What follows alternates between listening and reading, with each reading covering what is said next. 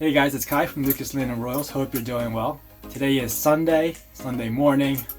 I just got out of bed not long ago, still in my dad's V-neck t-shirt. Some of you can relate. So this morning I got up and of course I come down to the snake room and I check. And we have another clutch.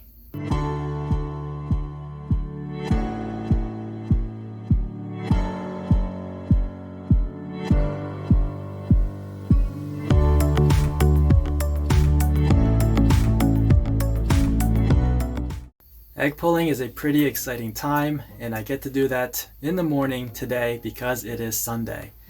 Now I'll probably upload this video on Thursday, so for you guys it's Thursday, but for me it's Sunday, and I'm really excited to pull this clutch. Usually what happens when there's a clutch of eggs, it's on Monday through Friday on the days that I work, so I get to see the female sitting on a clutch of eggs, but I don't get to touch them until I get off of work. Today is different. Like I said, it's Sunday. I can't stop saying that for some reason. But anyway, this is a albino female, and she's got a really cool pattern because there's very little alien eyes. And the male that I picked for her has the same cool pattern, very little alien eyes, mostly solid alien heads. And this guy is a Candino. And here he is. This is the Candino male. And what's cool about him is his pattern as well, because just like the female, very little alien eyes, very little dot. You can see one dot there, but that's not really part of the alien head. All of these are alien heads and there's no eyes to them. You can also see some flaming. Wait, where are they? There they are. You can see some flaming there. Hard to pick up flaming on a pure albino just because the contrast isn't there, but with these Candinos, where there's white, now you have these off-white or lavender colors. And when they come out of the egg, they're just albino looking. And it takes a few sheds, probably even up to 6, before you can see the difference. You can see the lavender colors coming in. And so its eyes are actually different color as well. So very much like an albino, except they are darker. Let's see if you can pick that up on the camera. See that? It's a bit of a darker red color, very deep red actually. And check out that flame right there, very nice. Oh, there's one alien eye. I didn't even notice that until now. But anyway, this is the male.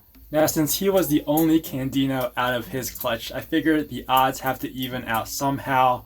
So breeding him back to a albino female would hopefully have the odds in my favor and give me more Candinos this time. And what I really want are Candino females so that I can produce pure candies in the future. Now I think knowing a little bit about genetics goes a long way, but if you're not interested in this portion, I'll put a link down in the description so you can skip forward. Now if you're still with me here, I'm just going to use Punnett squares to explain genetics. So this is something that, we did in probably high school. So basically we have the genetics of one parent across the top and genetics of the other parent across the down the left. For this pairing that I made, the female is a albino, so she has 2 copies of the recessive albino gene, and that's why you can visually see she is albino. Now for the male, he is a Candino. That's a little bit of a weird morph or combo because that is a, so to speak, a mix between a candy and albino. So he has 1 copy of the candy gene and 1 copy of the albino gene. Now candy and albino are both recessive, but they're also both allelic to each other, meaning that they both reside at the same locus point on a DNA strand. So they influence or impact each other. So that's the male on the left and the female on the top. And to work the Punnett square, you just have to carry the letters from the top and side into each one of these quadrants. So this would be a CA, CA, AA, and AA. So we can see 2 out of the 4 are CA, which is a Candino. And so we have a 50% chance of producing Candinos, and 2 out of the 4 are AA, which are albinos. So we have a 50% chance of producing albinos.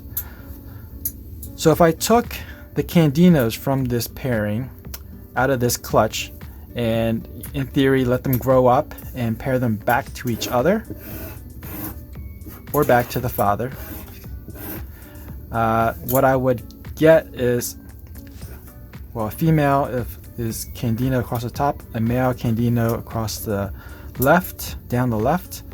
And if we worked out the punnett square, again carrying the letters from the top and left into each quadrant, this is the outcome. So the CC would represent candy and candy, and that would produce a visual candy. So for the first time in this breeding, we get a visual candy. And since this is one quadrant out of the 4, that's 25%, that's a quarter. And as for the albino, that again is 1 out of 4. So that's also 25%. And then these 2 quadrants, 2 out of the 4 are CA, which stands for Candino. So in this pairing where there is a Candino to a Candino, we have a chance of producing all 3 different outcomes. So candy, 25% would be candy, 25% would be albino, and 50% would be a Candino. So you see, knowing a little bit about genetics really helps with future breeding projects. Now with that out of the way, let's go ahead and pull out this female and see how many eggs she gave us.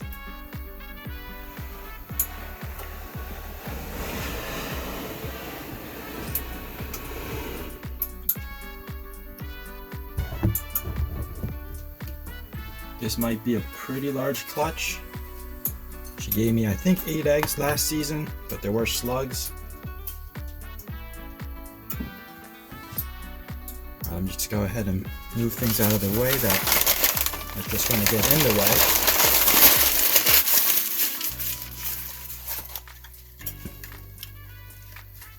way. And make sure I have an extra tub for her.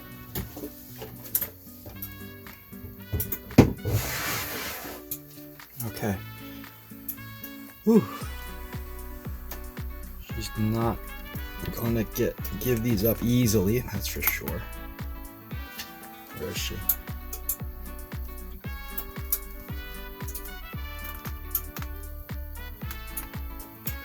There is a slug in there. Alright, oops. She got her tail caught on that. Just checking her now. She does look completely empty.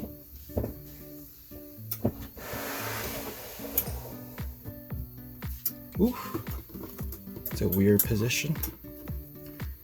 Oh, they're stuck together. Give you a better look at the eggs. Check that out. Got 2, 4, 6, 8, 9 this time, but of course one is a slug. And slugs don't stick to the eggs that much. You can see it peels off very easily. I'm gonna go ahead and candle these. That means I have to turn off the light and shine a flashlight to each of these just to make sure we can see the veins. And you can see there are veins there. There. There. There. Wow, these are really good. These are all, except for this one and this one. I spoke too soon. This one actually is good. So this one right here and this one at the bottom, they need to be rotated. So to do that, I have to first peel them off. And I think I'm going to peel them all apart, or pull them apart as much as I can. Separate them so that when they do go in the incubator box, they're all separate from each other. That way, if anything goes wrong during incubation, it'll be easy to pull them apart, or to take them out of the box. So now, because they're recently laid, it's pretty easy to pull them apart. they're not adhered to each other as much as if it was, say, tomorrow. But you still have to be very careful and work at it from different directions. You don't want to just peel from one direction because that will tear the egg. So now, I gotta turn off the light and candle those two again.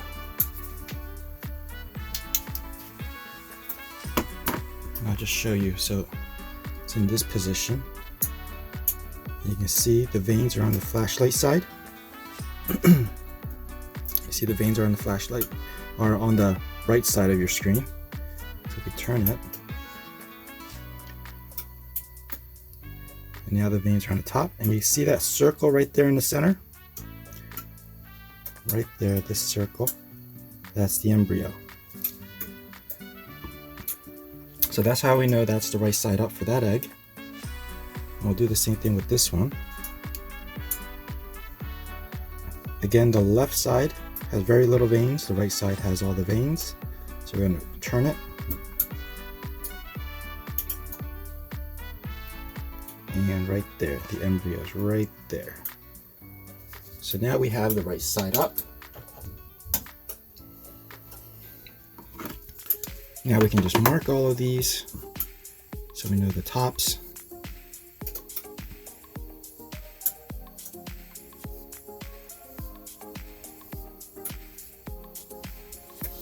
All right.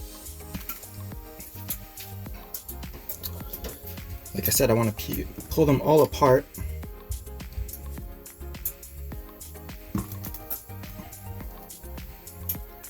Working at it from different angles.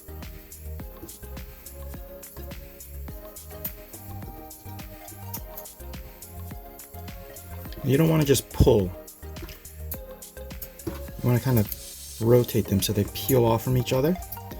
And you use your fingers to help that happen.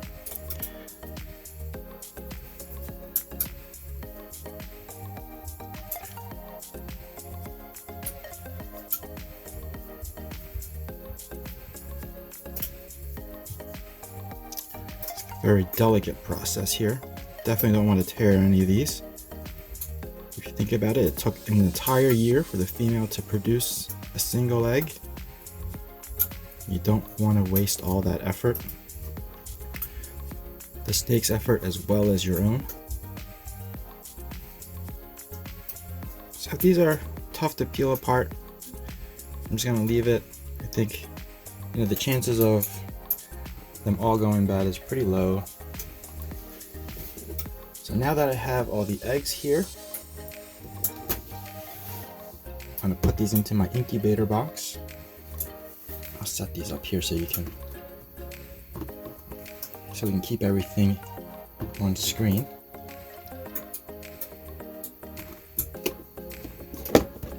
So this is the box. Now this has already been in the incubator and heated up.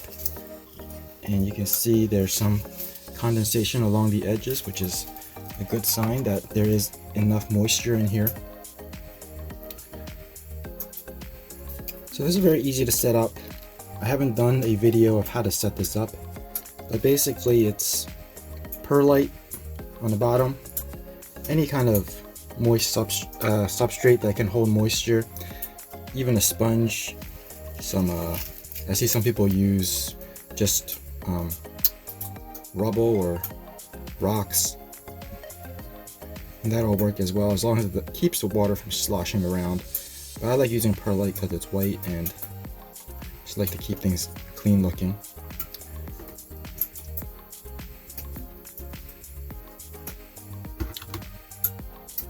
So this is where all the lines come in really handy. You can see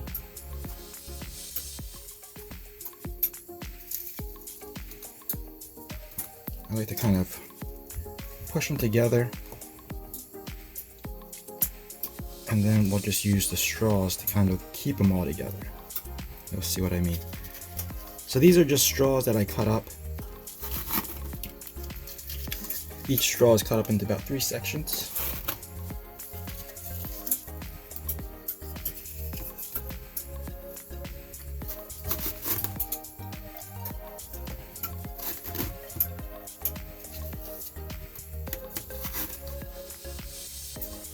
So these three are stuck together, they're not gonna roll. Almost impossible for them to roll. But the ones over here, I did pull apart and there is a tendency to roll. So I put a straw here so it's not gonna roll towards the side walls of the tub.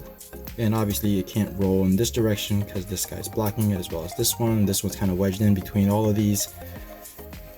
So I think we're good. I think we are wedge that one in as well. So that's a pretty good clutch for this mom. 2, 4, 6, 8 eggs. It's very typical. So now these go into the incubator. In about 55 to 60 days, we should expect little babies to pip out of them. And that mom to the clutch is in here, as you can see. Not looking very happy.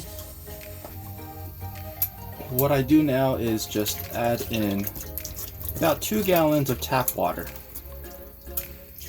Now this is just straight out of the faucet. It's lukewarm temperature wise. And I added a little bit of tap water conditioner. I'll throw the picture of that product on the screen so you can see what I'm talking about. And it's really just used to remove chlorine and chloramine from tap water for aquatic use, for fish. So I'm gonna hurry up and pour this in because she's eyeing me. You've seen me clean up females before, so I'm not gonna go into super detail on this one. In fact, I'm probably just gonna fast track this one.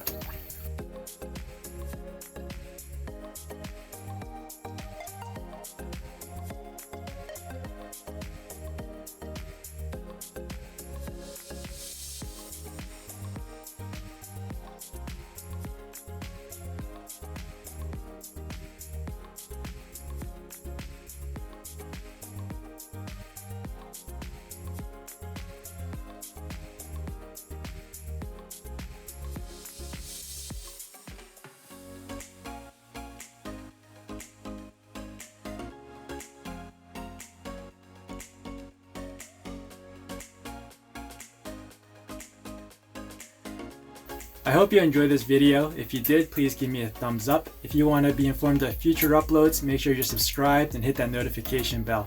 As always, thanks for watching, please share, and I'll see you guys next time.